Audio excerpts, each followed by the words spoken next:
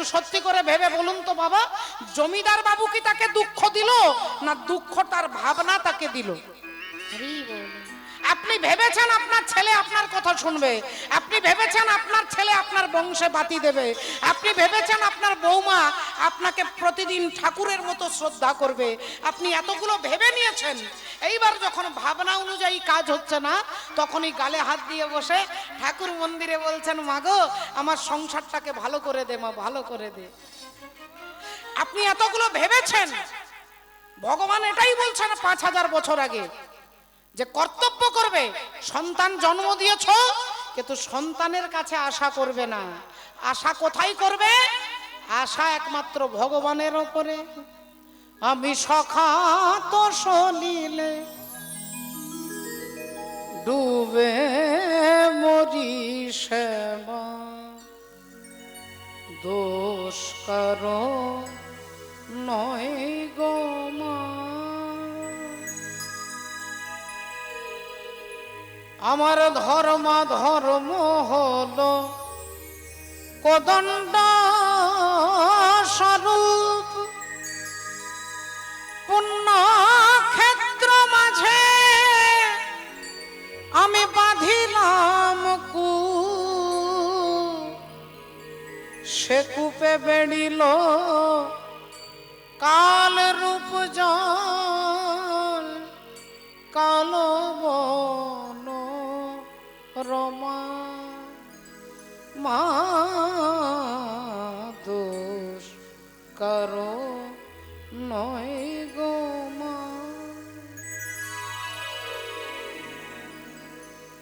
শ্রদ্ধেয় ভক্তমণ্ডলী, ভক্তিমতী মায়েরা, দেখুন একটু লক্ষ্য করে আজকে কি ঘটনা ঘটলো। ভগবানকে অভিশাপ দিল যে তুমি যেমন আমার বংশে ধ্বংস করে দিয়েছো, একদিন আমার মতো তোমার বংশ ধ্বংস হয়ে যাবে। ভগবান হাঁটতে হাঁটতে অভিশাপ মাথায় নিয়ে যাচ্ছেন। ভগবান এদিক থেকে আসছে আর এদিক থেকে অর্জুন আসছে। অর্জুন আসছে ভগবানের সঙ্গে দেখা করতে, আর ভগবান এদিক থেকে আসছে। হঠাৎ অর্জুন বলে উঠলো, কি ব্যাপার কৃষ্ণ, তোমার মুখটা শুকিয়ে গেছে কেন? তোমার মনের মধ্যে একটা চিন্তার ভাঁজ দেখতে পাচ্ছি, কি হয়েছে? ভগবান বললেন, তেমন কিছু হয়নি, তোমার জেঠিমা আমাকে অভিশাপ দিয়েছে। অর্জুন বললেন, আমার জেঠিমা মানে গান্ধারী দেবী? ভগবান বললেন, হ্যাঁ, তোমার জেঠিমা আমাকে অভিশাপ দিয়েছে। কি অভিশাপ দিয়েছে? বলে, আমার বংশ নাকি ধ্বংস হবে, বংশ নাকি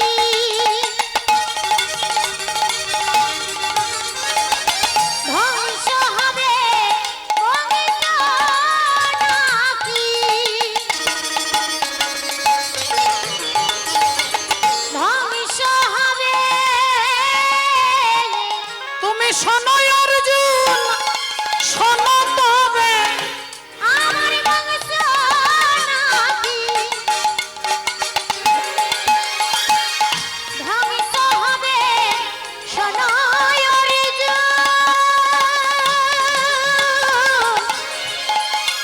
আহা শোনো তবে বংশ নাকি ধ্বংস হবে।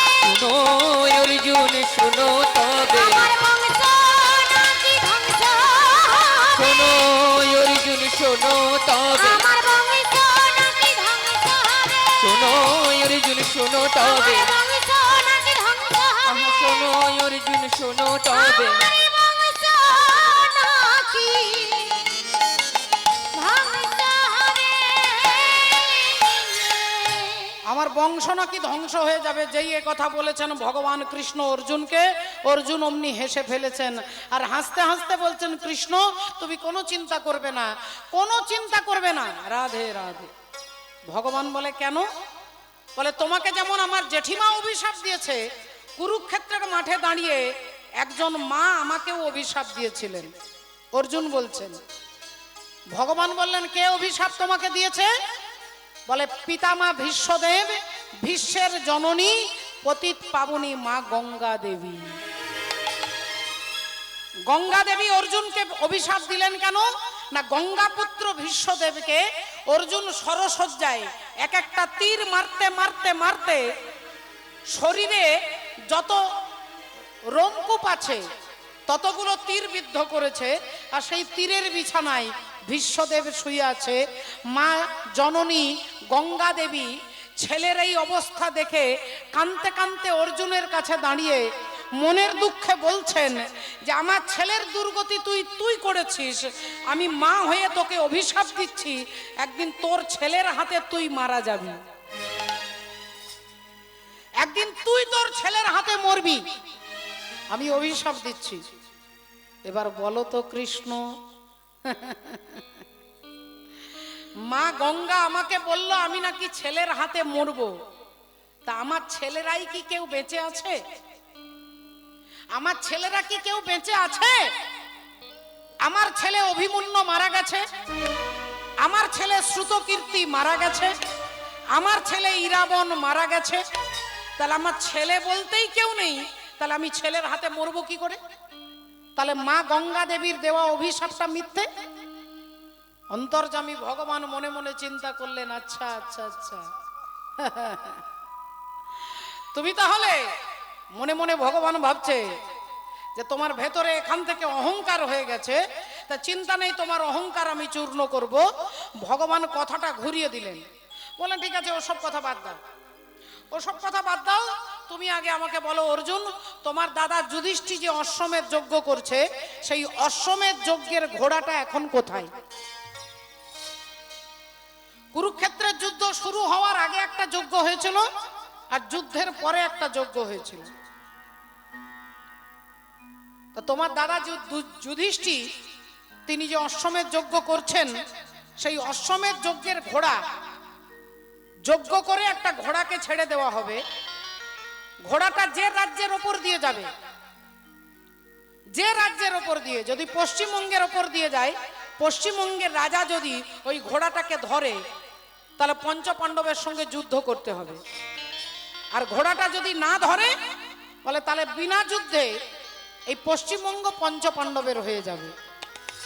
তাহলে ঘোড়াটা ছুটতে ছুটতে এখন কোথায় গেছে, কোনখানে গেছে, কিছু কি খবর আছে?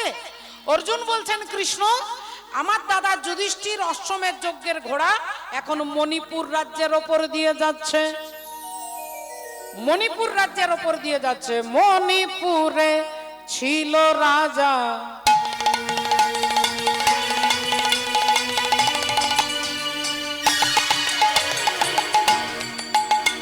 আহা মণিপুরে ছিল রাজা,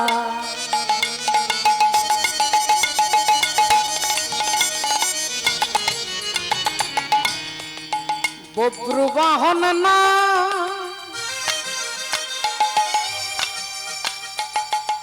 ওগো বব্রুবাহন না,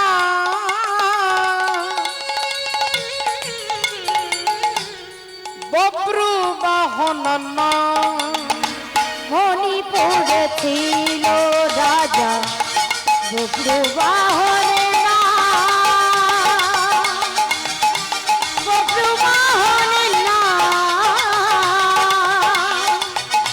বব্রুবাহনে না। ধর্মে কর্মে ছিল মতি,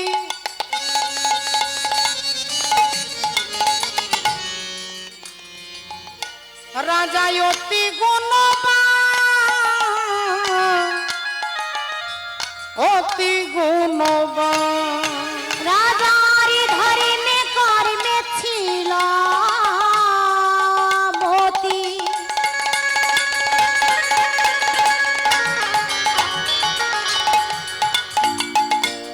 অতি গুণবান, অতি গুণবান। মণিপুরে ছিল রাজা, বব্রুবাহন না, বব্রুবাহন না, বব্রুবাহন না। মণিপুরে ছিল রাজা, বব্রুবাহনে না, বব্রুবাহনে না, বব্রুবাহন নামে। যুধিষ্ঠির অশ্বমেধ যজ্ঞের ঘোড়া মণিপুর রাজ্যের ওপর দিয়ে যাচ্ছে, আর সেই মণিপুর রাজ্যের রাজার নাম হচ্ছে বব্রুবাহন। সেই বব্রুবাহন রাজা সেই অশ্বমেধ যজ্ঞের ঘোড়াটাকে ধরেছে, আর ঘোড়াটাকে ধরেই তিনি দেখতে পেলেন কপালে রূপোর পাতাতে লেখা আছে যে যিনি সতীর পুত্র হবে তিনি ঘোড়াটাকে ধরবে, আর অসতীর পুত্র হলে ঘোড়াটাকে ধরেও ভয়ে ছেড়ে দেবে। সতীর পুত্র হলে ধরবে, অসতীর পুত্র হলে ঘোড়াটাকে ধরে ভয়ে ছেড়ে দেবে। এটা যেই দেখতে পেয়েছে অমনি রাজা বব্রুবাহন ঘোড়াটাকে ধরে তার মাকে দেখাতে নিয়ে আসছে। মায়ের নাম কে? না, মায়ের নাম হচ্ছে দেবী চিত্রাঙ্গদা। মায়ের নাম দেবী চিত্রাঙ্গদা। আর বাবার নাম কি? না, বাবার নাম হচ্ছে তৃতীয় পাণ্ডব অর্জুন। বাবার নাম অর্জুন আর মায়ের নাম চিত্রাঙ্গদা। কিন্তু ছেলে জানে না যে আমার বাবা অর্জুন, আর অর্জুন জানে না যে আমার একটা ছেলে আছে। অর্জুন জানে না যে আমার একটা ছেলে আছে, আর মা জানে, হরি বল, বাবা জানে না, রাধে, ছেলে জানে না যে আমার বাবা, হরি বল, হরে কৃষ্ণ। ছেলে জানে না যে আমার বাবা অর্জুন, আর অর্জুন জানে না যে আমার ছেলে বব্রুবাহন। তাহলে এবার আপনারা মায়েরা বাবারা মনে মনে ভাববেন যে একটা ছেলে তার বাবাকে চিনবে না, একজন বাবা তার ছেলেকে জানবে না, এ আবার কিরকম উদ্ভট কথা রে বাবা, এ কিরকম উদ্ভট কথা। ভক্তমণ্ডলী, ভক্তিমতী মায়েরা,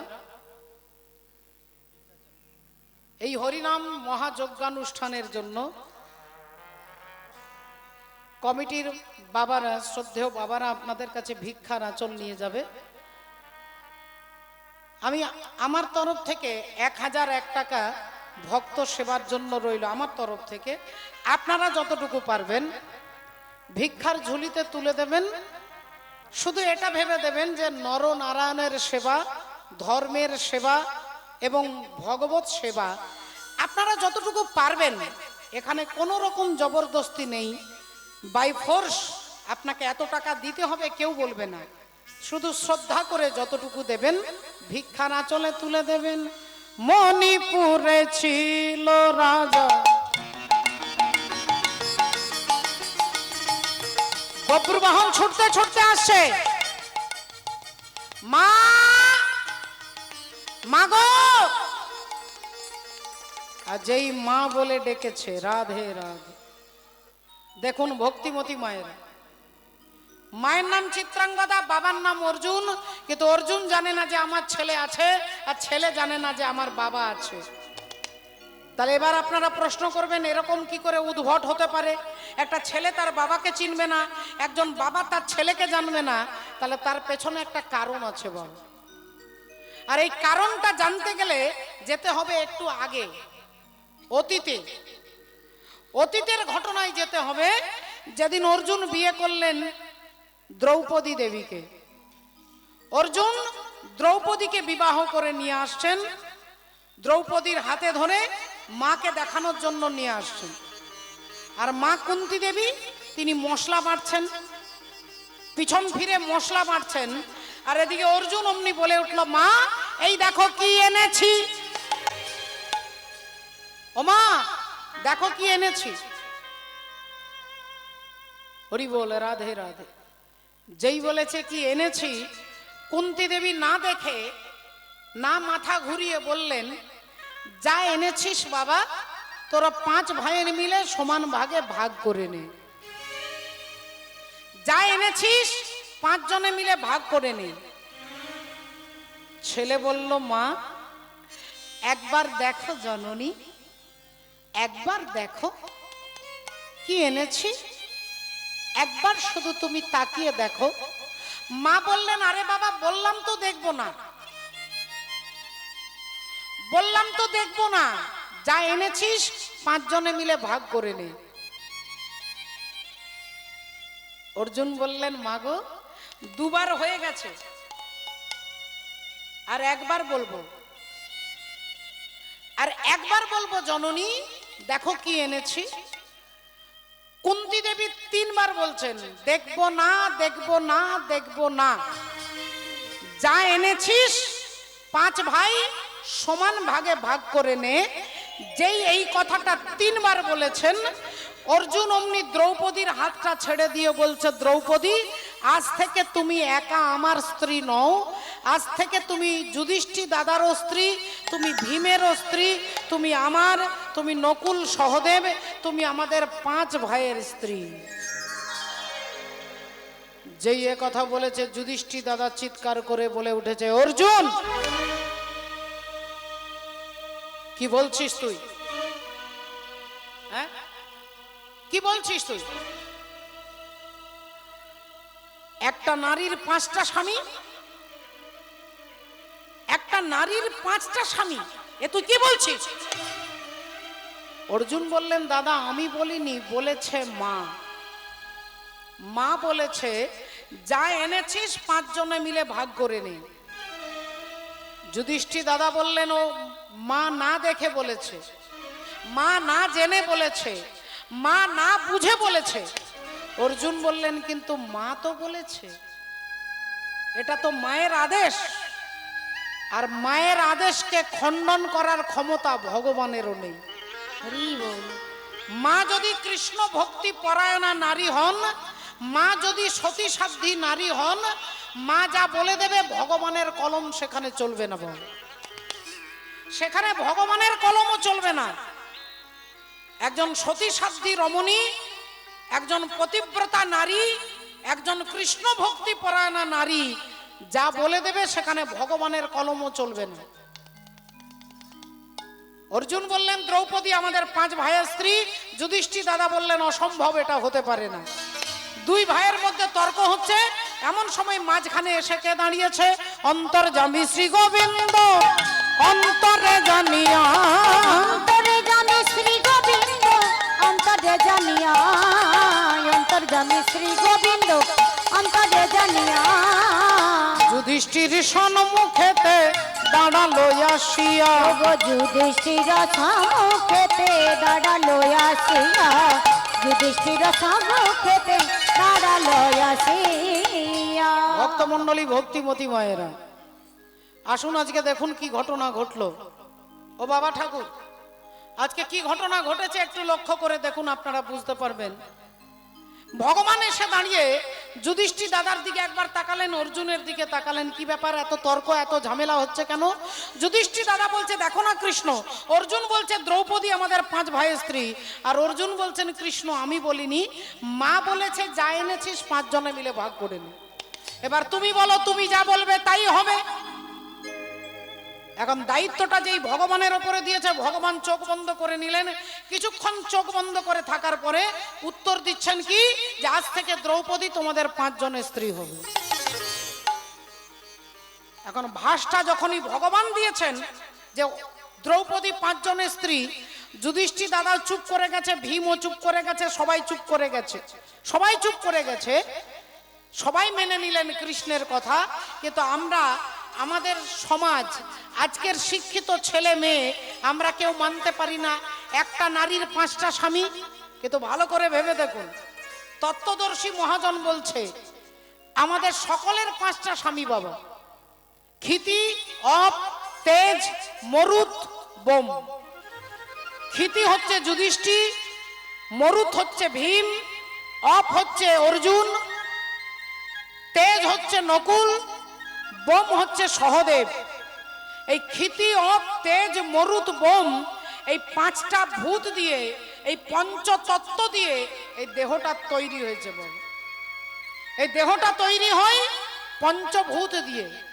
তাহলে এই দেহটাকেই তো আমি চৈতালি চট্টরাজ বলে মনে করি, আমি বুকে হাত দিয়ে বলি আমি চৈতালি। তাহলে সেই অর্থে আমাদের সকলের 5টা স্বামী, এটা মনে রাখতে হবে। তত্ত্বের কথা বলছে হরি বল। এ দেহের পূর্ব, পশ্চিম, উত্তর, দক্ষিণ, বলো কোনখানেতে বৃন্দাবন। দেহের পূর্ব, পশ্চিম, উত্তর, দক্ষিণ। এই দেখুন, এদিকটা পূর্ব দিক, এদিকটা পশ্চিম দিক। পূর্ব দিক, পশ্চিম দিক। আর কোমর থেকে ওপরের দিকটা উত্তর দিক, আর কোমর থেকে নিচের দিকটা হচ্ছে দক্ষিণ দিক। তাই দেহের পূর্ব পশ্চিম উত্তর দক্ষিণ, বলো কোনখানেতে বৃন্দাবন, আমি তত্ত্ব কথা শুনবো বলে মনে আকিঞ্চন।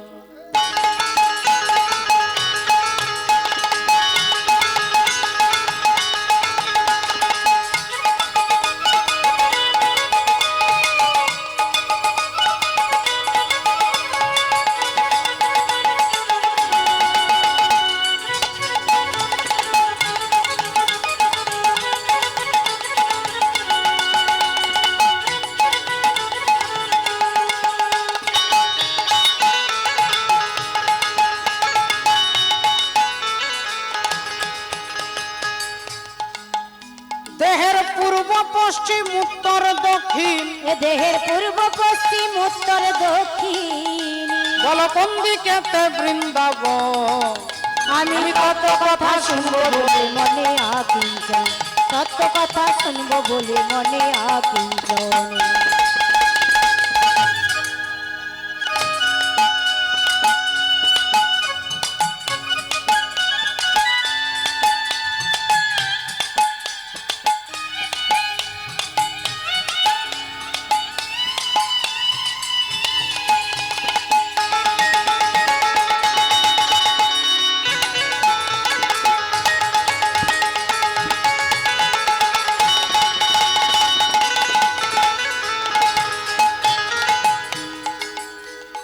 কোনখানে ওই যমুনার কূলে,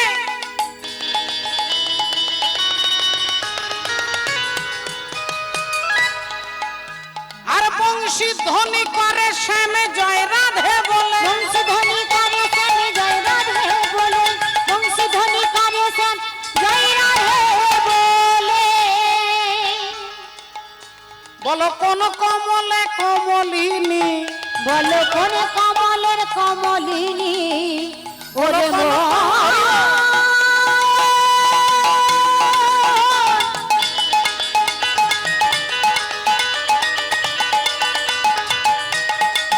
ওরে পাগল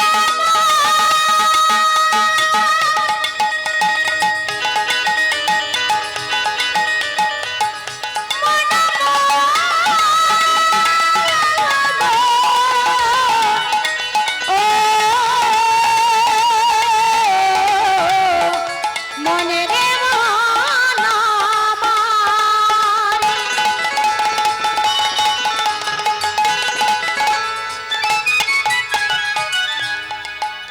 বলো কোন কমলে কমলিনী, ও যে কোথায় থাকে সখী গো, আমি তত্ত্ব কথা শুনবো বলে মনে আকিঞ্চন, তত্ত্ব কথা শুনবো বলে মনে আকিঞ্চন।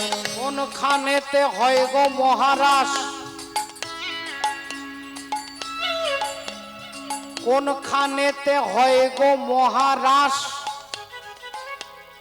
চূড়া মধ্যে চূড়ামণি ব্রহ্ম পাশে স্থিতি, পাট মধ্যে মহাবিষ্ণু করেন বসতি, চক্ষুতে শ্রী কালাচাঁদ করিতেছে ধ্যান, নাসিকাতে নিত্যানন্দ করে মধুপান, কর্ণেতে চৈতন্য গোসাই হয়ে সাবধান, মুখেতে ভদ্রাক্ষ বসি 32 যোগান, জিহ্বাতে নারদ মুনি বাজায় কন্দল, জিহ্বা নিচে বসে নদী গয়া গঙ্গা জল, আল জিহ্বায় সরস্বতী, বামেতে শ্রীদাম, কণ্ঠেতে শ্রী কানাই, বাহুতে বলরাম, হস্তেতে শ্রী গোবিন্দ দান অধিপতি, সত্যদ্বীপে জগন্নাথ করেন বসতি, নাভিমূলে ব্রহ্মা সদা করিতেছে লীলা, লিঙ্গে মহাদেব বসি লয়ে চন্দ্রকলা, গুহ্যদ্বারে বসিয়াছে নাড়ুয়া গোপাল, কামিনীর সঙ্গে কেলি বড়ই রসাল, হাঁটুতে শক্তির স্থিতি বসুমতি পায়, 18 মোকাম তত্ত্ব শুনো সমুদায়,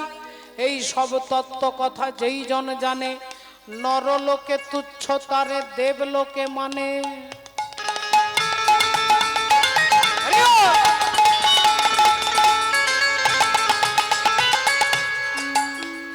কোনখানেতে হয় গো মহারাজ, কোনখানেতে রাধা কৃষ্ণ সদা করে বাস, কোনখানেতে রাধা কৃষ্ণ সদা করে বাস, কোনখানেতে রাধা কৃষ্ণ সদা করে বাস।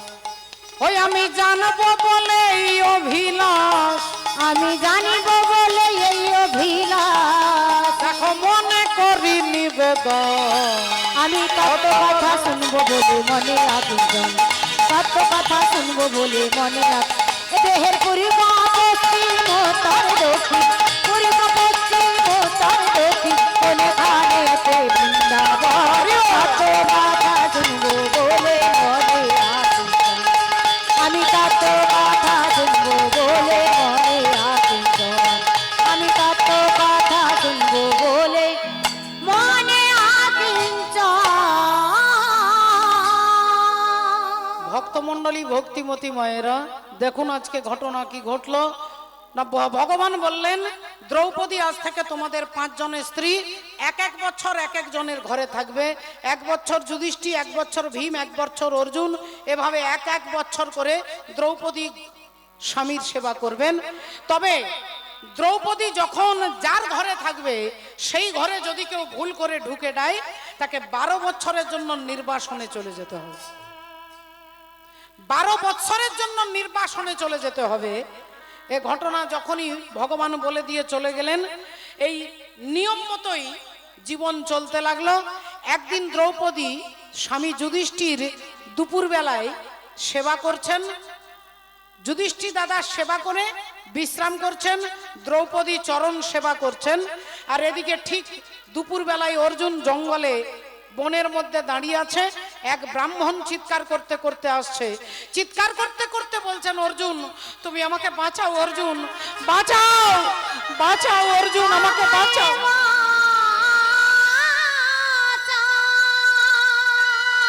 অর্জুন আমাকে বাঁচাও, অর্জুন আমায় বাঁচা। অর্জুন বললেন কি ব্যাপার, কি হয়েছে আপনার, কি হয়েছে? আমায় বাঁচা। ব্রাহ্মণ বললেন, অর্জুন আমার বাড়িতে আমার জীবনের একমাত্র সহায়, একমাত্র অবলম্বন আমার গাভী মাতা, আর সেই গরুটাকে একটা বাঘ টানতে টানতে নিয়ে চলে যাচ্ছে। তুমি আমার গাভী মাতাকে ফিরিয়ে দাও অর্জুন, ফিরিয়ে দাও। অর্জুন বললেন, দেখুন মাফ করবেন, আমি আপনার সাহায্য করতে পারলে খুশি হতাম, কিন্তু আমি আপনাকে সাহায্য করতে পারছি না। কারণ বাঘটাকে মারতে গেলে যে তীর ধনুক দরকার, সেই গান্ডীব ধনুকটা এখন ওই ঘরে রয়ে গেছে যে ঘরে দাদা যুধিষ্ঠির আর দ্রৌপদী আছেন। তাহলে সেই ঘরে তো আমি যেতে পারবো না। যদি আমি সেই ঘরে যাই আমাকে 12 বছরের জন্য নির্বাসনে চলে যেতে হবে। ব্রাহ্মণ বললেন, তাহলে তুমি তোমার স্বার্থের জন্য ধর্ম পালন করবে না? ক্ষত্রিয়ের ধর্মই হচ্ছে কোন দুঃখী ব্যক্তিকে সাহায্য করা, কোন অসহায় ব্যক্তিকে সাহায্য করার ধর্ম হচ্ছে ক্ষত্রিয়ের। তাহলে তুমি অর্জুন ক্ষত্রিয় হয়ে এই অসহায় ব্রাহ্মণকে সাহায্য করবে না, শুধু 12 বছরের নির্বাসনে যেতে হবে বলে? অর্জুন বললেন, আমার ভুল হয়ে গেছে, আমাকে মাফ করে দিন, আপনি একটু দাঁড়ান, আমি এক্ষুনি আসছি। এই বলে অর্জুন সেই ঘরে ঢুকে গান্ডীব ধনুকটাকে নিয়ে আর বাঘটাকে হত্যা করে ব্রাহ্মণের গাভী মাতাকে ব্রাহ্মণকে ফিরিয়ে দিলেন। ব্রাহ্মণ আশীর্বাদ করলেন, তিনি চলে গেলেন। অর্জুন চিন্তা করলেন, নিয়ম ভঙ্গ করেছি। নিয়ম ছিল যে দ্রৌপদী যে ঘরে থাকবে সেই ঘরে বিনা অনুমতিতে ঢোকা যাবে না। তাহলে আমি যখন ঢুকেছি তাহলে 12 বছরের নির্বাসনে যেতে হবে। তাই অর্জুন দাঁড়িয়েছেন, হাত জোড় করে দাদা যুধিষ্ঠিরকে বলছেন, আমি চলে যাই,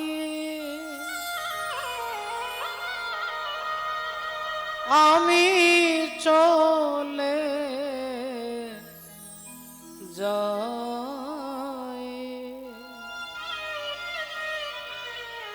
আমি চলে যাই। ও মা জননী, জন্মভূমি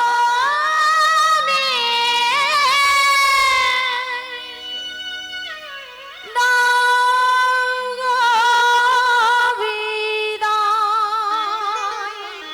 আমি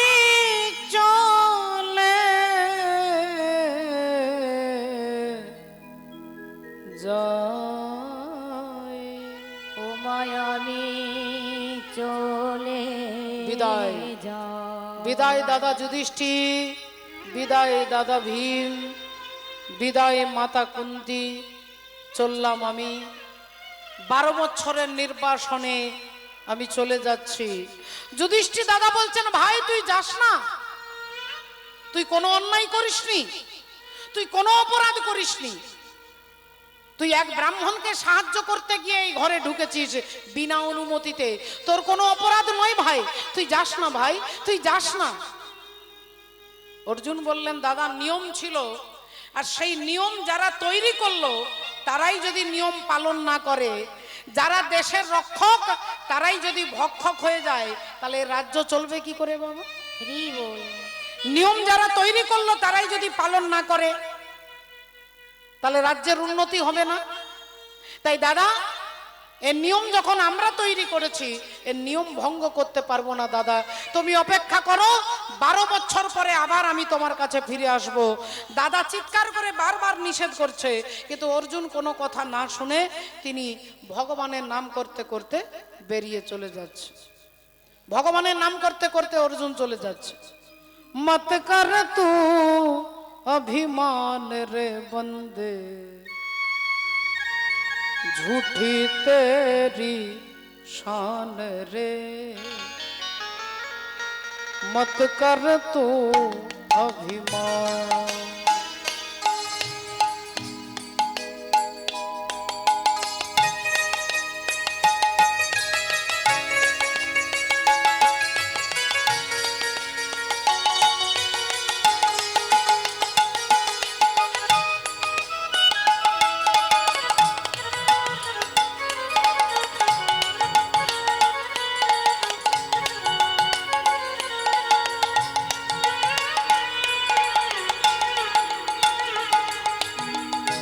मत कर तू अभिमान रे बंदे, झूठी तेरी शान रे, मत कर तू अभिमान।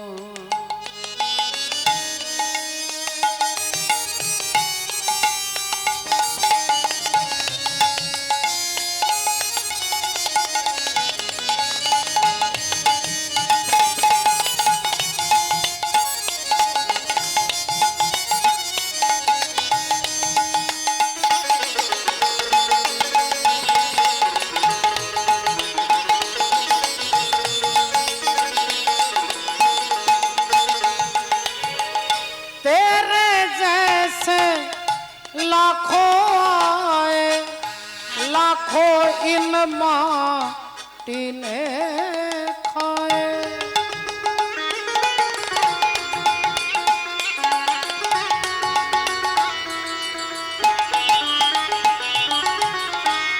এই জগৎ কাকে মনে রাখে বাবা?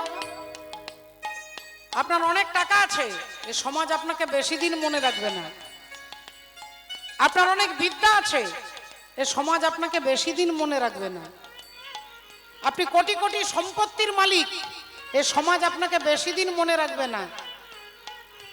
কিন্তু আজও আমরা মীরাবাইকে মনে রেখেছি, আজও আমরা সুদামাকে মনে রেখেছি, আজও আমরা রূপ সনাতন গোস্বামীকে মনে রেখেছি। হরি বল, রাধে রাধে। কেন? এই জগৎ ত্যাগকে মনে রাখে, ভোগকে মনে রাখে না বাবা। तेरे जैसे लाखों आए, लाखों इन माटी ने खाए।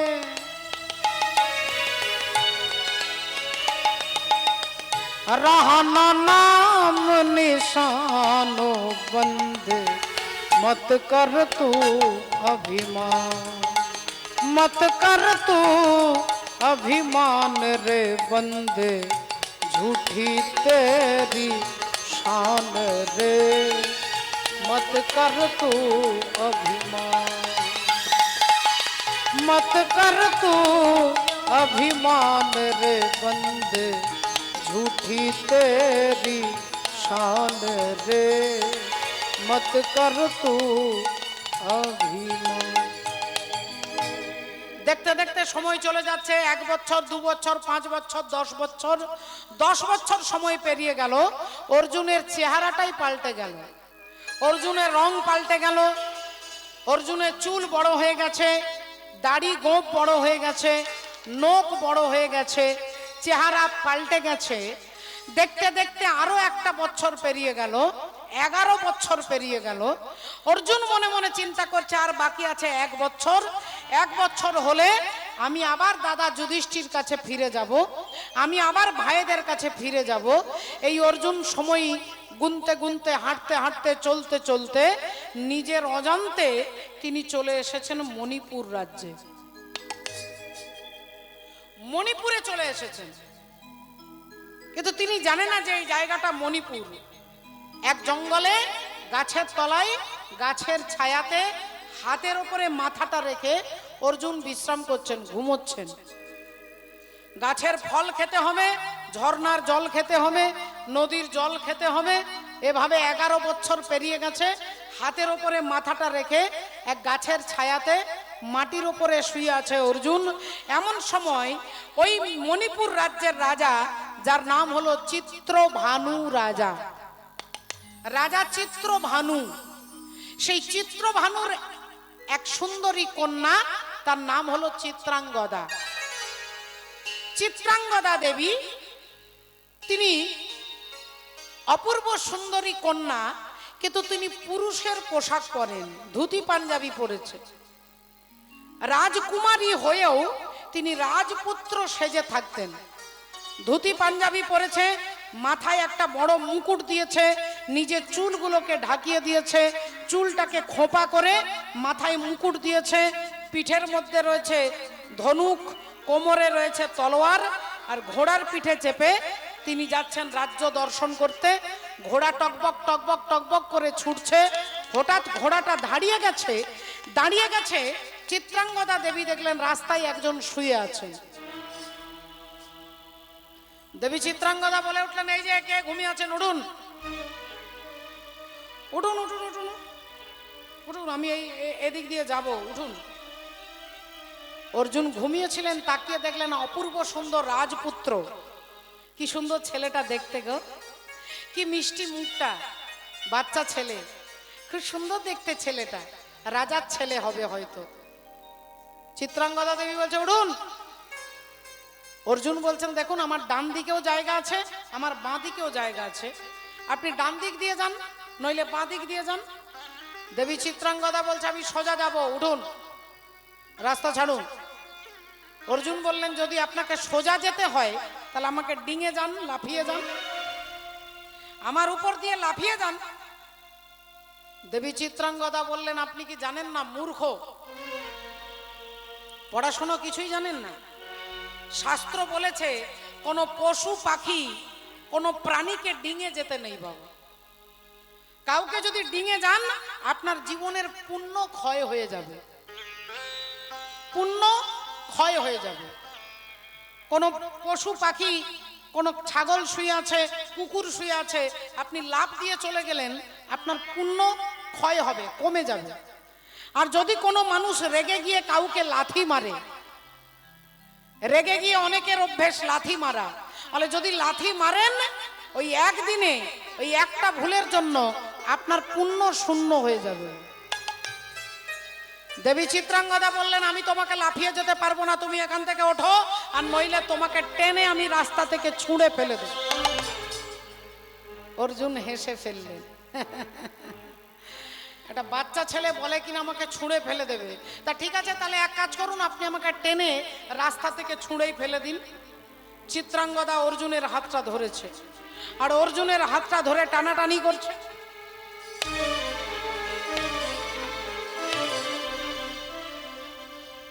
জোর করে টানবার চেষ্টা করছে, এক চুলও নড়াতে পারছে না, এক চুল নড়াতে পারছে না। এবার কিছুতেই যখন পারছে না তখন অর্জুন এবার হালকা করে টান দিয়েছে, আর যেই অর্জুন টান দিয়েছে দেবী চিত্রাঙ্গদা অর্জুনের পায়ে হুমড়ি খেয়ে পড়েছে, হুমড়ি খেয়ে পড়েছে। আর যেই চিত্রাঙ্গদা দেবী পড়ে গেছেন অমনি মাথার মুকুটটা আগে খুলে পড়েছে, আর মাথার মুকুটটা যেই খুলে গেছে লম্বা লম্বা চুলগুলো বেরিয়ে পড়েছে।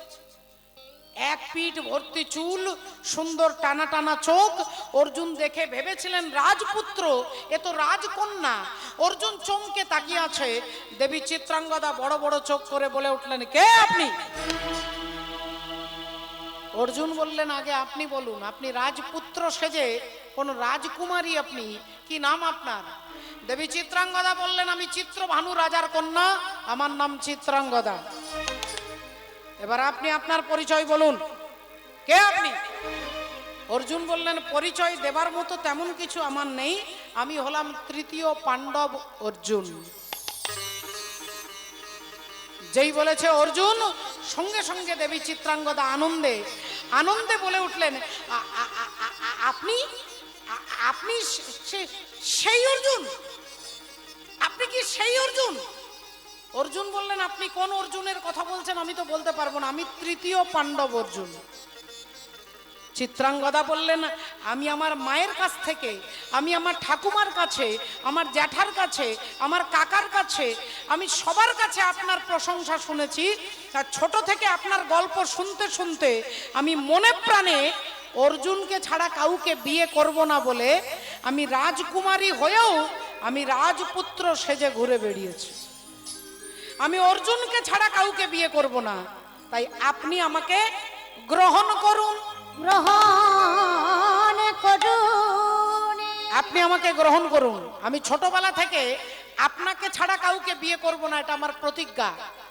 তাই আমি চিত্রভানু রাজার কন্যা চিত্রাঙ্গদা, আমি আপনার চরণে নিজেকে নিবেদন করলাম। হরি বল, রাধে রাধে। সুরে ও বাণীর মালা দিয়ে তুমি আমারে ছুঁইয়াছিলে।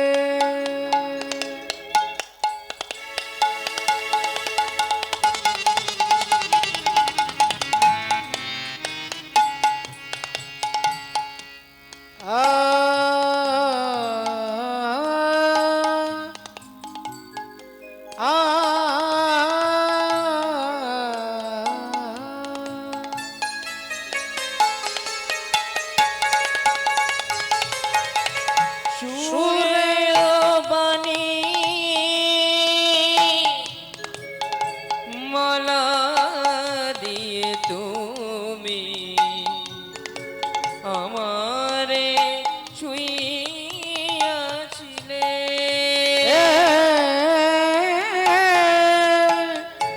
সুরে ও বাণী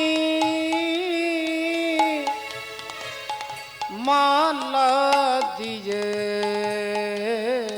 তুমি আমার ছুঁইয়াছিলে। অনুরাগ কুম কুম দিলে দেহে মনে, অনুরাগ অনুরাগ অনুরাগ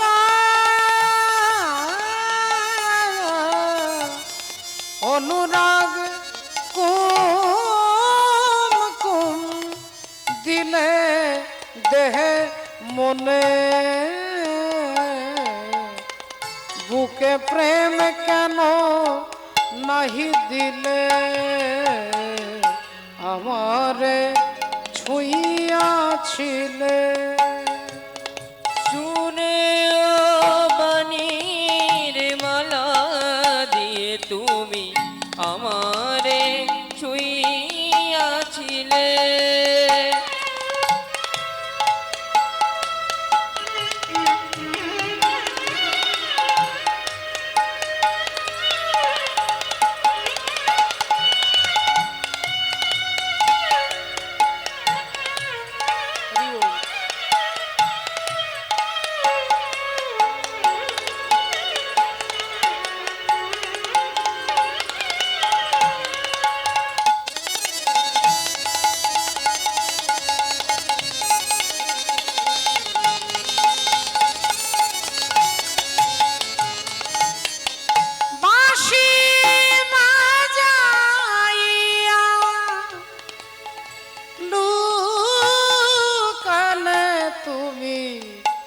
কোথায়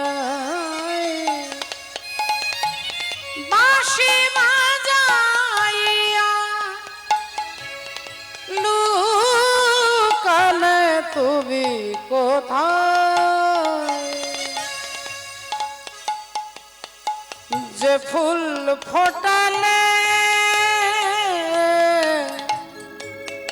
যে ফুল ফোটালে সে ফুল শুকায়ে যায় কি যেন হারায় প্রাণ করে হায় হায় কি যে চেয়েছিলে কেন কেড়ে নাহি নিলে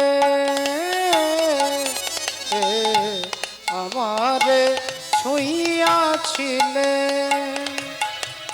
সুরে ও বাণীর মালা দিয়ে তুমি আমারে ছুঁইয়াছিলে অনুরাগ কুম কুম দিলে দেহে মনে বুকে প্রেম কেন নাহি দিলে আমারে ছুঁইয়া আমারে ছুঁইয়া আমারে ছুঁইয়া ছিলে।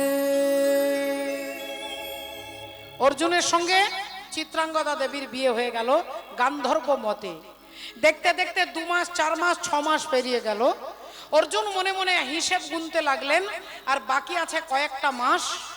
এই কয়েকটা মাসে হেঁটে হেঁটে যেতে যেতেই 12 বছর হয়ে যাবে।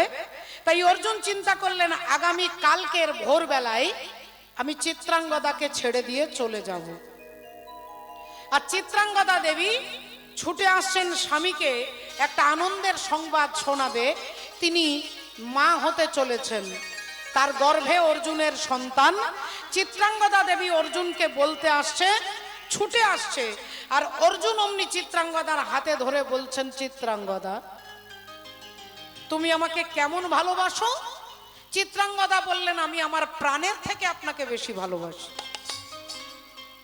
অর্জুন বললেন, তাহলে আমি যা বলবো তাই করবে? দেবী চিত্রাঙ্গদা বললেন, হ্যাঁ আপনি বলুন, যা বলবেন তাই করব, বলুন কি করতে হবে। অর্জুন বললেন, তাহলে তোমার মাথার সিঁথির সিঁদুরে হাত দাও। আর সিঁথির সিঁদুরে হাত দিয়ে আমি যা বলবো তুমি তাই করবে, বলো। দেবী চিত্রাঙ্গদা অমনি সিঁদুরে হাত দিলেন আর সিঁদুরে হাত দিয়ে প্রতিজ্ঞা করে বলছে, আপনি যা বলবেন তাই করব করব করব। অর্জুন বললেন, তাহলে একটা কথা শোনো অর্জুন, চিত্রাঙ্গদা যদি তুমি কথা দিয়ে কথা রাখতে না পারো তাহলে কিন্তু তোমাকে বিধবা হতে হবে। না বলুন স্বামী কি করতে হবে? অর্জুন বললেন, আগামী কাল ভোরবেলায় চিরকালের মতো তোমাকে ছেড়ে দিয়ে আমি চলে যাব। স্বামী গো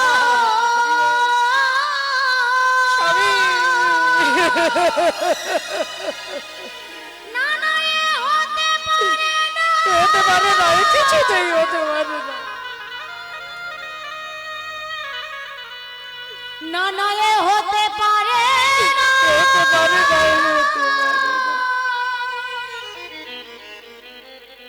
ওগো স্বামী কিছুতেই হতে পারে না স্বামী, কিছুতেই হতে পারে না স্বামী। অর্জুন বললেন, চিত্রাঙ্গদা সিঁদুরে হাত দিয়ে প্রতিজ্ঞা করে বলেছ আমি যা বলবো তাই করবে, তাই আগামী কাল আমি তোমাকে ছেড়ে দিয়ে চলে যাব। যদি কথা রাখতে না পারো তোমাকে বিধবা হতে হবে। চিত্রাঙ্গদা দেবী বলে উঠলেন, না স্বামী না, আমি চাই না, আমি চাই না আপনার মৃত্যু, আমি চাই না। শত দুঃখ শত ব্যথা আমি বুকে আমি নীরবে সহ্য করব। অর্জুন বললেন, আরেকটা কথা, আমি যে তোমার স্বামী এ কথা তুমি কোনোদিন কাউকে বলতে পারবে না। এ কথা তুমি বলতে পারবে না যে আমি তোমার স্বামী। এই দুটো কথা বলে অর্জুন ভোরবেলায় তিনি হাঁটতে হাঁটতে বেরিয়ে চলে যাচ্ছেন। দেবী চিত্রাঙ্গদা অর্জুনের পায়ের দিকে তাকিয়ে আছেন। অর্জুন হাঁটতে হাঁটতে চলতে চলতে অনেক দূরে চলে গেলেন। চিত্রাঙ্গদা অচৈতন্য হয়ে পড়ে গেলেন। যখন জ্ঞান ফিরে এলো তখন তিনি চিন্তা করেছিলেন, ভেবেছিলেন আত্মহত্যা করবে, কিন্তু গর্ভে সন্তান রয়েছে, এই সন্তানকে তো আমি বিনা দোষে মারতে পারবো না, তাই না পারবো আত্মহত্যা করতে, আর না পারছি আমি ভালো করে বেঁচে থাকতে। অসহ্য যন্ত্রণা ব্যথা বুকে চাপা দিয়ে কয়েক মাস পরে সন্তানের জন্ম দিল, যার নাম হলো অর্জুন পুত্র বভ্রুবাহন। অর্জুন পুত্র বভ্রুবাহন জন্ম হলো। আর সেই ছোট্ট ছেলেটা একটু একটু করে যখনই বড় হয় তার বাবার পরিচয় জানতে চাই। বলো মা, আমার বাবাকে, আমার বাবা কোথায়? ও মা, আমার সব বন্ধুদের বাবা আছে, আমার কেন বাবা নেই মা? বলো না মা, আমার বাবা কোথায় বলো না, আমি আমার বাবাকে দেখতে চাই। মা কি করবে? একটা চকলেট, একটা নাড়ু, একটা বাতাসা ছেলের হাতে দেয়, ছেলে ভুলে যায়। ছেলে আবার পরে জিজ্ঞাসা করে আমার বাবা কোথায়, আবার একটা নাড়ু হাতে দেয়, ছেলে ভুলে যায়। কিন্তু ছেলে এবার বড় হয়েছে, আর তো বাতাসা দিলে চলবে না। ছেলে মায়ের কাছে গিয়ে জিজ্ঞাসা করে আমার বাবাকে, আর মা প্রতিজ্ঞা করেছে সিঁদুরে হাত দিয়ে তিনি বলতে পারবে না। তাই ছেলে বারবার জিজ্ঞাসা করে। মা একদিন কাঁদতে কাঁদতে বলছে, যদি তোর বাবাকে জানতে হয়, যদি চিনতে হয় তোর বাবাকে, তাহলে ঠাকুর ঘরে গিয়ে গিরিধারী গোপালকে গিয়ে জিজ্ঞাসা কর, ওই গিরিধারী জানে একমাত্র তোর বাবাকে। ছেলে বলল, মা এতদিন তুমি বলনি কেন মা? জন জন কে প্রিয় राम लखन सिए बन को जाते हैं विधि न तेरी लेख किसी का समझ नाते हैं जन जन के प्रिय राम लखन सिए बन को जाते हैं। बोलो गिरिधारी गोपाल, তুমি নাকি জানো আমার বাবাকে, তুমি নাকি আমার বাবাকে চেনো। আমার মা বলেছে তুমি নাকি আমার বাবাকে জানো। তাই আজ থেকে প্রতিজ্ঞা করছি, আজ থেকে আমি আমার বাবাকে খুঁজবো না, আগে আমি তোমাকে খুঁজবো, আগে আমি তোমাকে খুঁজবো। আর তোমাকে যদি খুঁজে পাই তাহলে আমি আমার বাবাকে অনায়াসে পেয়ে যাব, পেয়ে যাব। সেই বভ্রুবাহন বড় হয়েছে, বভ্রুবাহন রাজা হয়েছে, মণিপুর রাজ্যের রাজা। আর সেই মণিপুর রাজ্যের ওপর দিয়ে যুধিষ্ঠির মহারাজের অশ্বমেধ যজ্ঞের ঘোড়া যাচ্ছিল। আর সেই ঘোড়াটাকে ধরে তার মাকে দেখাতে এসেছে, মা এই দেখো, মা এই দেখো, অশ্বমেধ যজ্ঞের ঘোড়া ধরেছি। দেবী চিত্রাঙ্গদা, চিত্রাঙ্গদা দেবী অমনি আনন্দে চিৎকার করে বলে উঠলো, খুব ভালো করেছিস বাবা, ঘোড়াটাকে ধরেছিস, খুব ভালো করেছিস, তুই আমার বীর পুত্র, তুই আমার বীর পুত্র। আমি অহংকার করে বলতে পারি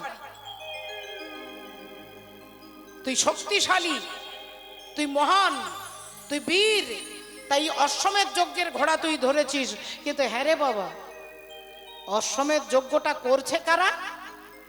ছেলে বলল, মা যারা যজ্ঞ করছে আমি ঠিক তাদেরকে চিনি না, তবে তাদের নামগুলো ঘোড়ার গলাতে একটা দড়ি বাঁধা আছে, আর ওই দড়িতে একটা তামার পাতা আছে, আর সেই তামার পাতাতে তাদের নামগুলো লেখা আছে। তা পড়তো বাবা, কে অশ্বমেধ যজ্ঞ করছে দেখতো। অমনি বব্রুবাহন তামার পাতাটা হাতে নিয়ে প্রথমেই উচ্চারণ করছে ধর্মপুত্র যুধিষ্ঠির। তারপরে লেখা আছে দ্বিতীয় পাণ্ডব ভীম, আর তারপরে লেখা আছে তৃতীয় পাণ্ডব অর্জুন। আর যেই বলেছে অর্জুন, চিত্রাঙ্গদা দেবী চমকে উঠেছে, চিৎকার করে বলছে, ওরে বব্রু, ওই ঘোড়াটাকে তুই ছেড়ে দে বাবা, ওই ঘোড়াটা ছেড়ে দে, তুই ছেড়ে দে বাবা, তুই ছেড়ে দে, ছেড়ে দে। ছেলে বলল, মা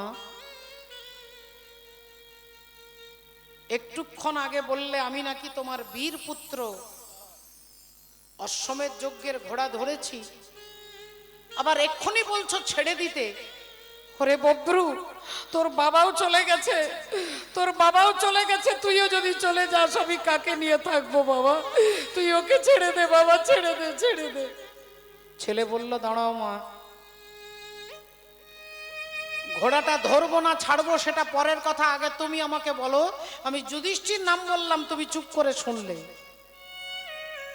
আমি ভীমের নাম বললাম তুমি চুপ করে শুনলে, আমি অর্জুনের নাম বলতেই তুমি কেঁদে উঠলে কেন মা? আমি অর্জুনের নাম বলতেই তুমি চিৎকার করে উঠলে কেন? সত্যি করে বলো মা, অর্জুনকে সত্যি করে বলো, অর্জুনের সঙ্গে তোমার কি পরিচয়? কে হয় অর্জুন? কি তার পরিচয়? তুমি আমায় বলো জননী, বলো মা, বলো, বলো, তোমাকে বলতে হবে, বলো অর্জুনকে। চিত্রাঙ্গদা দেবী বলে উঠলেন, ওরে বাপ বব্রু, আমি তোর বাপের কথা বলতে পারবো না বাবা। মা, এ তো ঠাকুর ঘরে কে না, আমি তো কলা খাইনি। আমি বললাম অর্জুনকে, আর তুমি বলছো তোর বাপের কথা বলতে পারবো না। তাহলে অর্জুন কি আমার পিতা? বলো জননী, অর্জুন কি আমার জন্মদাতা? বলো মা, বলো, চুপ করে থেকো না, বলো মা। আজকে যদি তুমি না বলো, তোমার পায়ে মাথা ঢুকে আমি মরবো। বলো, বলো জননী। আমি বুঝতে পেরে গেছি মা, তোমার ভেতরে কোনো অব্যক্ত বেদনা রয়েছে যা তুমি প্রকাশ করতে পারছো না। আমি বুঝতে পেরে গেছি অর্জুন আমার জন্মদাতা পিতা। তোমার চোখের জল দেখে বুঝতে পেরে গেছি, তোমার মুখ দেখে বুঝতে পেরে গেছি, তোমার মন, তোমার ব্যথা দেখেই বুঝতে পেরে গেছি অর্জুনের সঙ্গে তোমার কি পরিচয়। জননী, প্রতিজ্ঞা করে বলছি, যদি অর্জুন আমার বাবা হয়, তাহলে আমি সেই অর্জুনকে তোমার পাশে দাঁড় করিয়ে দেব, আমি তোমার স্বামীকে তোমার পাশে দাঁড় করিয়ে দেব। এই বলে বব্রুবাহন ছুটতে ছুটতে যাচ্ছে, আর এদিকে চক্রকারী হরি, ভগবান শ্রী হরি, অর্জুনের দর্প চূর্ণ করা যার উদ্দেশ্য, সেই ভগবান অর্জুনকে বলছে, অর্জুন, তোমার দাদা যুধিষ্ঠির অশ্বমেধ যজ্ঞের ঘোড়া মণিপুর রাজ্যের রাজা ধরেছে, তাই যুদ্ধ করতে যেতে গেলে মণিপুর রাজ্যে যেতে হবে। তাই চলো অর্জুন, দেরি করো না। অর্জুন চলো চলো মণিপুরে, অর্জুন চলো চলো মণিপুরে, চলো চলো মণিপুরে, অর্জুন চলো চলো মণিপুরে, চলো চলো মণিপুরে। অগয় অশ্বমেধ যজ্ঞের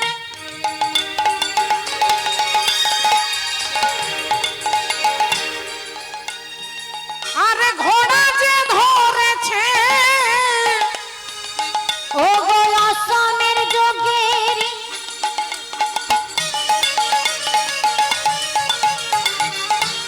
অর্জুনে চলো না,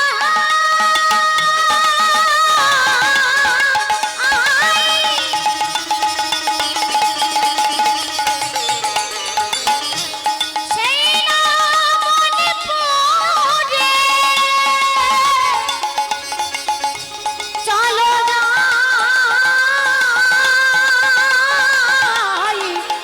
চলো চলো যাই মণিপুরে,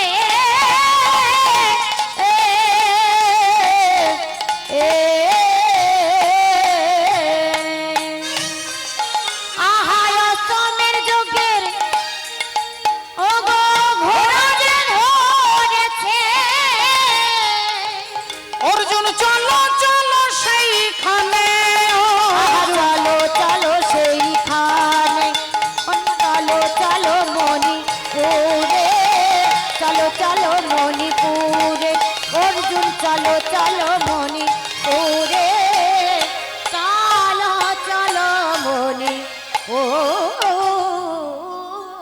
অর্জুনকে নিয়ে ভগবান আসছেন, এদিকে বব্রুবাহন ছুটতে ছুটতে যাচ্ছে, ছুটতে ছুটতে বব্রুবাহন যাচ্ছে।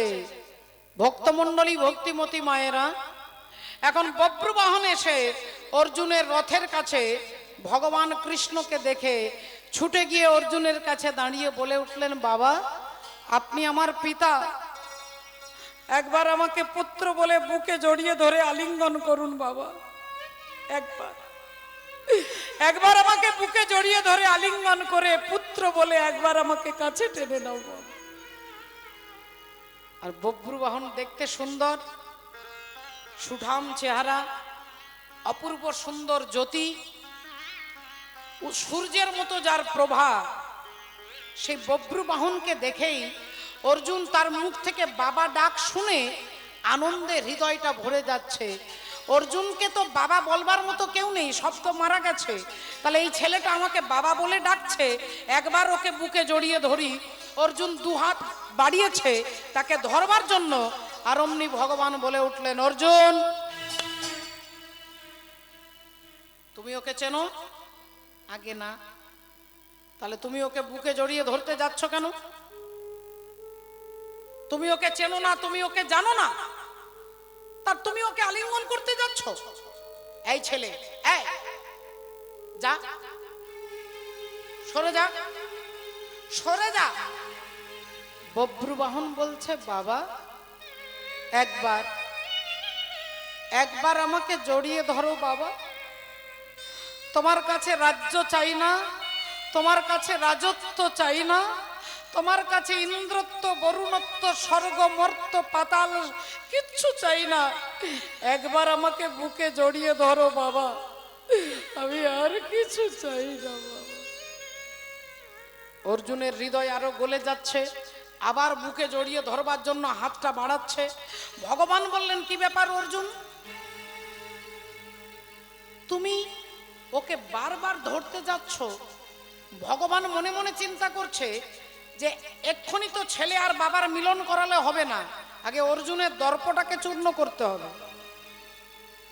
আগে অর্জুনের দর্প চূর্ণ করতে হবে। চক্রকারী এমন হরি চতুরেরও সার, তার চক্র বুঝতে পারে এমন সাধ্ধিকার, যার চক্রে কাটা হয়ে ছিল নাগকুল, যার চক্রে মান্ডব্য মুনি পশ্চাৎ ভাগে শুল, যার চক্রে হরিশ্চন্দ্র দানি হলো ঘাটে, যার চক্রে পরশুরাম মায়ের মাথা কাটে। চক্রকারীর এমন চক্র পড়েছে যেখানে, বুঝিতে পারে সে কি মানব জীবনে। হরি হরি বল। একদিন দেবর্ষি নারদ ভগবান কৃষ্ণকে বললেন, প্রভু তোমার মায়া নাকি বিরাট বিচিত্র, তোমার মায়া নাকি যোগী ঋষি মুনি কেউ বুঝতে পারে না, তা আমি দেবর্ষি নারদ, আমাকে তোমার মায়াটা একবার দেখিয়ে দাও, আমাকে তোমার মায়া একবার দেখিয়ে দাও। ভগবান বললেন, দেখো নারদ, আমি বিকেল বেলায় এখন বেড়াতে যাচ্ছি, আমার মায়া এখন আমি তোমাকে দেখাতে পারবো না, অন্য একদিন তোমাকে আমার মায়া দেখাবো। দেবর্ষি নারদ বললেন, তাহলে প্রভু আমিও তোমার সঙ্গে বেড়াতে যাব, চলো। দুজনে রথে চেপেছে। এখন রথ চলতে চলতে চলতে একটা সুন্দর গ্রামে এসে দাঁড়িয়ে গেছে, অপূর্ব সুন্দর গ্রাম, চারিদিকে ফলের বাগান, ফুলের বাগান, সুন্দর সরোবর, সুন্দর দৃশ্য দেখে ভগবান একটা গাছের তলায় নেমে বলছে, নারদ আমার বড় পিপাসা পেয়েছে, তুমি আমার জন্য একটু জল এনে দাও। নারদ মুনি হাতে কমণ্ডল নিয়ে গ্রামের ভেতরে গেছে, দেখছে কতগুলো যুবতী কন্যা কুয়ো থেকে জল তুলছে। নারদ মুনি গিয়ে তাদের কাছে দাঁড়িয়েছে জল নেবেন বলে, আর অমনি এক যুবতী কন্যা তিনি নারদ মুনিকে জলটা দিতে গেছে। দেবর্ষি নারদ যেই তার দিকে তাকিয়েছেন, অমনি অপূর্ব সুন্দর দেখে বললেন, তোমাকে আমি বিবাহ করতে চাই, তোমার বাবার কাছে আমাকে নিয়ে চলো। সেই সুন্দরী কন্যা দেবর্ষি নারদকে নিয়ে তার বাবার কাছে দাঁড় করালেন। বাবাকে এসে দেবর্ষি বললেন, আপনার মেয়েকে আমি বিয়ে করতে চাই। অমনি খুব ঘটা করে দেবর্ষি নারদের সঙ্গে তার বিয়ে দিয়ে দিল বাবা। বিয়ে হয়ে গেল। বিবাহের 3 বছর পরে একটা ছেলে হলো, তার 2 বছর পরে একটা মেয়ে হলো। ছেলে হলো, মেয়ে হলো, শ্বশুর মশাই মারা গেল, দেবর্ষি নারদ রাজা হয়ে গেল। কিন্তু তিনি রাজা হয়েছেন, রাজার তো কিছু তিনি জানেন না, অন্য এক রাজ্যের রাজা সেই রাজ্যটাকে আক্রমণ করেছে যুদ্ধ করবে বলে। আর নারদ মুনি চিন্তা করলেন তাহলে যুদ্ধ তো আমি করতে পারবো না, স্ত্রী পুত্র কন্যাকে নিয়ে আর নারদ মুনি সোজা ছুটে পালাচ্ছে রাতের অন্ধকারে। ছুটতে ছুটতে ছুটতে গঙ্গার তীরে দাঁড়িয়েছে। আর গঙ্গার তীরে দাঁড়িয়ে দেখলেন এক নৌকোয় মাঝি বসে আছে। মাঝিকে বলছে আমাদেরকে পার করে দাও, তোমার যত টাকা লাগে সব দেব।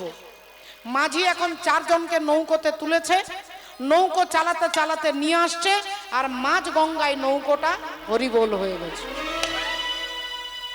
নৌকো যখন ডুবে যাচ্ছে তখন এবার ছেলে মেয়ে স্ত্রী সব জলের তলায় ডুবে যাচ্ছে, চিৎকার করছে আমাকে বাঁচাও। নারদ মুনি একবার ছেলেকে ধরছে, একবার মেয়েকে ধরছে।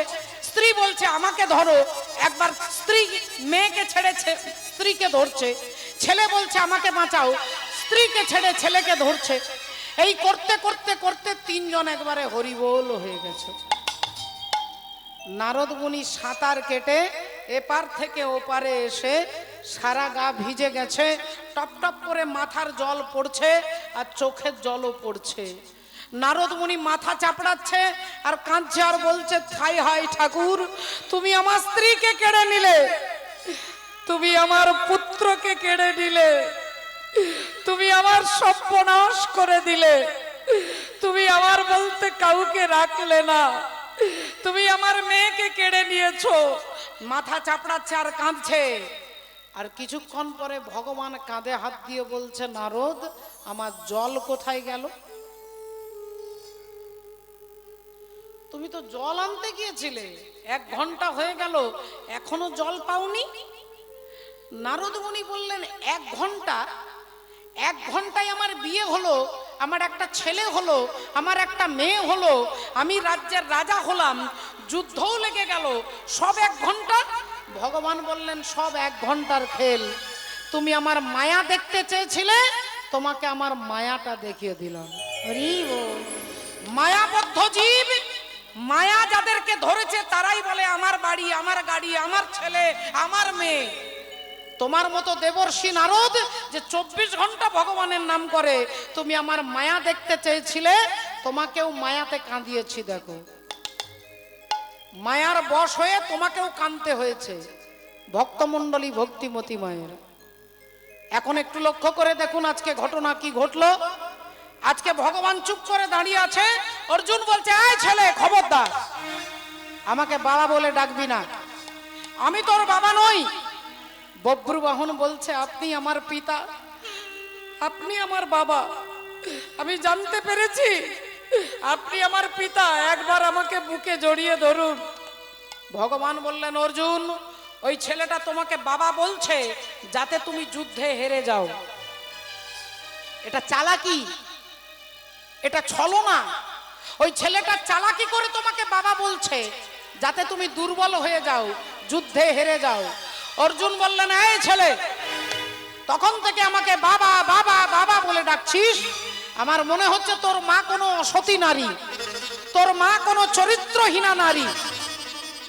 যেই এ কথা বলেছেন বব্রুবাহন চিৎকার করে উঠলেন অর্জুন তুমি আমার মাকে অসতী বলেছো, আমার মাকে তুমি চরিত্রহীনা বলেছো। আমি প্রতিজ্ঞা করে বলছি যে মুখ দিয়ে তুমি আমার মাকে অসতী বলেছো, তোমার দেহ থেকে মুন্ডটাকে আমি আলাদা করে দেব। তোমার দেহ থেকে মুন্ডটাকে আমি আলাদা করে দেব। অর্জুন বলেন কত হাতি গেল তল আর মশা বলে কত জল। এত বড় বড় রথী মহারথীকে আমি হারিয়েছি, আর একটা 2 দিনের বাচ্চা ছেলে বলে কিনা আমার মুন্ডচ্ছেদন করবে। তাহলে দেখি আজকে তোর কত ক্ষমতা। এইবার অর্জুন দাঁড়িয়েছে আর বব্রুবাহন দাঁড়িয়েছে, দুজনেই ধনুর্বাণ নিয়ে দাঁড়িয়েছে। অর্জুন যেই তীর ছুঁড়ে দিয়েছে, বব্রুবাহন সেই তীরটাকে কেটে দিয়েছে। এবার বব্রুবাহন যখন অর্জুনকে মারবার জন্য তীর ছুঁড়েছে,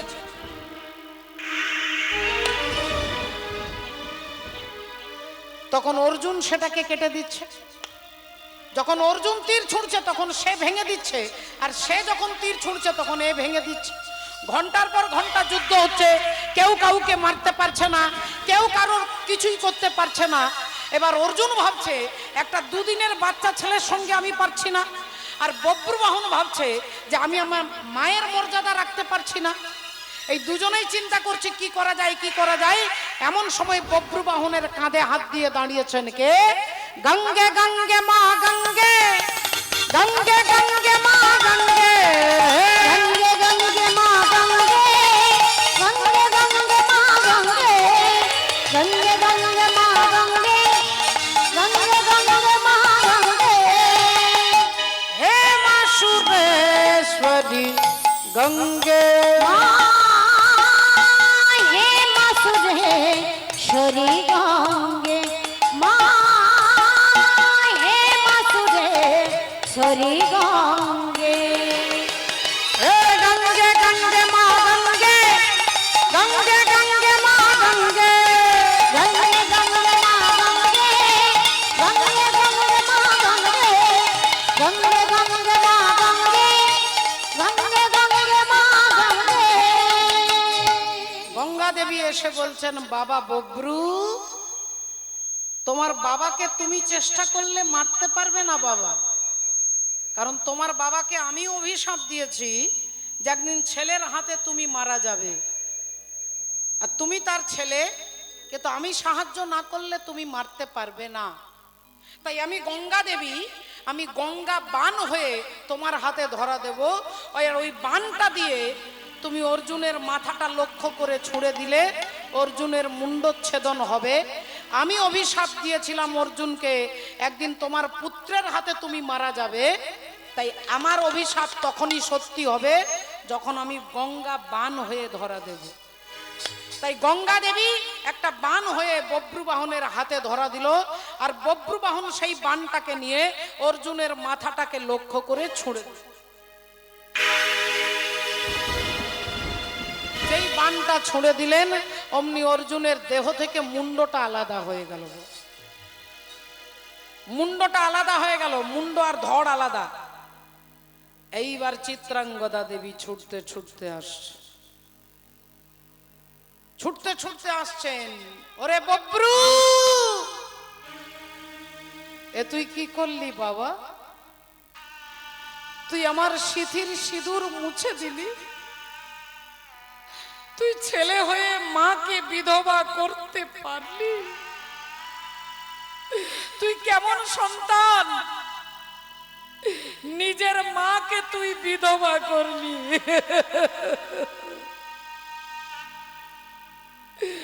আমি কত কষ্ট, কত যন্ত্রণা সহ্য করেও যে কথা সমাজকে বলতে পারিনি, শুধু স্বামীর মৃত্যু হবে ভেবে, আর তুই আমার সন্তান হয়ে আমার স্বামীকে হত্যা করেছিস।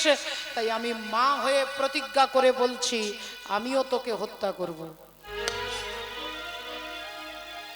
আমি তোকে হত্যা করব। এসো জননী, এসো মা, তুমি আমায় হত্যা করলে ইতিহাস রচনা হবে, এ সমাজ আমাকে ধন্য ধন্য করবে, এ সমাজ দেখবে একজন আদর্শ নারী তার স্বামীর জন্য তার সন্তানকে হত্যা করেছে। এসো জননী, এসো, আমাকে হত্যা করো মা, আমি তোমার হাতে মৃত্যুবরণ করে আমি অমরত্ব লাভ করতে চাই। এসো।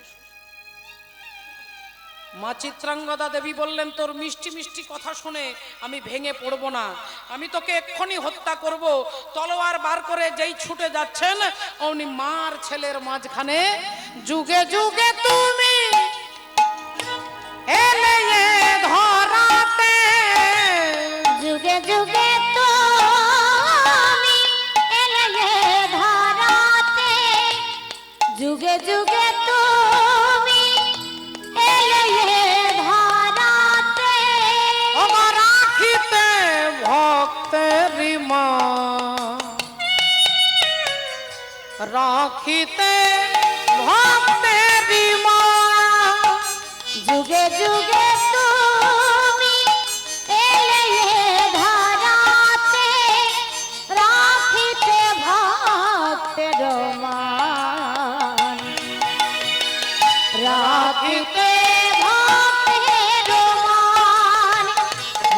রাখিতে ভক্তের মান, রাখিতে ভক্তের মান।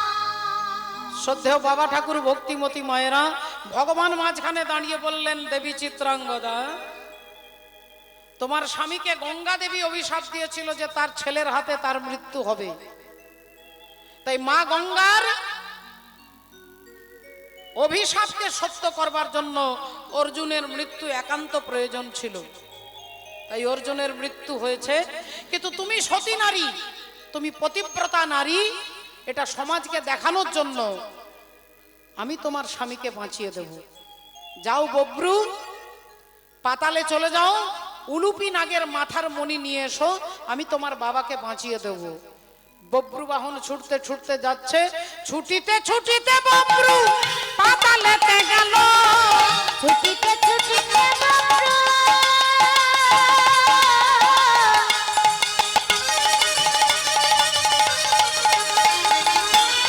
ছুটে যায়,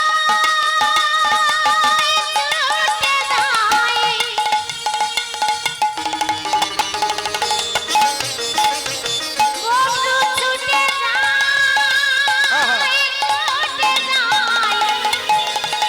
ছুটে যায়,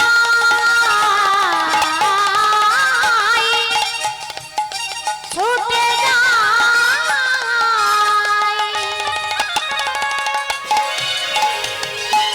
ছুটিতে ছুটিতে বব্রু পাতালেতে গেল, ছুটিতে ছুটিতে বব্রু পাতালেতে গেল, আর উলুপির মাথার মণি মাগিয়া লইল, উলুপির মাথার মণি মাগিয়া লইল, উলুপির মাথার মণি মাগিয়া লইল। উলুপি নাগের মাথার মণি এনে বব্রু বাহন ভগবানকে দিলেন। ভগবান অর্জুনের মুন্ড আর ধড় তাকে একত্রিত করে যেই মণিটাকে ছুঁয়ে দিয়েছে, বলি অমনি অর্জুন বেঁচে উঠিল, অমনি অর্জুন বেঁচে উঠিল, অমনি অর্জুন বেঁচে উঠিল। অমনি অর্জুন বেঁচে উঠিল, ও যে অভিশাপে মরেছিল, অমনি অর্জুন বেঁচে উঠিল। ওই অভিশাপ করে, ও গো অমিনি, নিতাই গৌর প্রেমানন্দে। অভিশাপ যে করে, ও গো অমিনি, অর্জুন বেঁচে উঠিল, অভিশাপ যে করেছিল, অমনি অর্জুন বেঁচে উঠিল। অমনি অর্জুন বেঁচে উঠিল। উলুপির মাথার মণি মাগিয়া লইল, উলুপির মাথার মণি মাগিয়া লইল। অর্জুনকে বাঁচিয়ে দিলেন। ভগবান বললেন, অর্জুন, এই তোমার স্ত্রী চিত্রাঙ্গদা আর এই তোমার পুত্র বব্রু বাহন, তোমার অহংকার চূর্ণ হওয়া একান্ত প্রয়োজন ছিল, তাই তার হাতেই তোমার মৃত্যু হয়েছিল। তোমার স্ত্রীর জন্য তুমি বেঁচে উঠলে। যাও অর্জুন, যাও, তোমার ছেলেকে জড়িয়ে ধরো। এই অর্জুন তখন ভগবানের চরণ জড়িয়ে ধরলেন। ভক্ত আর ভগবানের মিলন হইল, ভক্ত আরে